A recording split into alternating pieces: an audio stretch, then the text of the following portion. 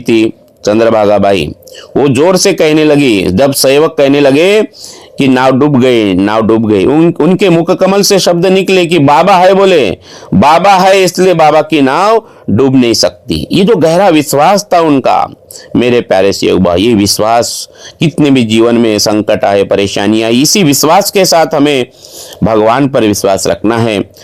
तो मेरे प्यारे सेवक भाइयों, इस खबर से बाबा को बहुत ही झटका लगा और बाबा कहते हैं कि कितनी बड़ी आपत्ति सेवकों ने हमारे सामने खड़ी कर दी, बोले। तो बाबा को उस समय कंकर चुभने लगे। तो बाबा को लगा कि हमारी चप्पल जो है वो किनारे पे रह गई। तो बाबा उसी चप्पल को वापस लेने के लिए तालाब की ओर लौटे। तो बाबा की चप्पल थी, लेकिन बाबा ने वो दृश्य देखा, बड़ा अद्भुत दृश्य था।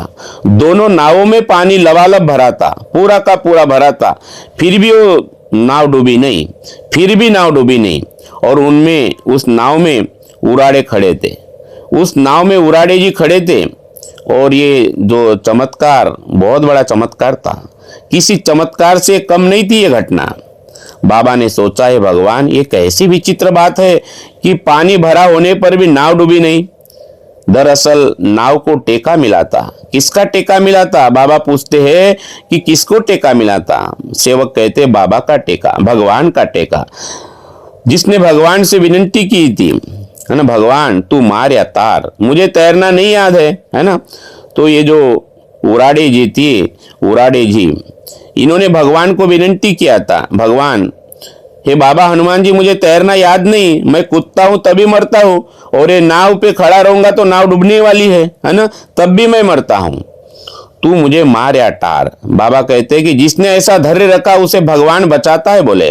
बाबा कहते हैं कि जो डरता है उसे मारता भी है, और जो विश्वास रखता है उसे भगवान बचाता है। ये बात हमें ध्यान में रखना है।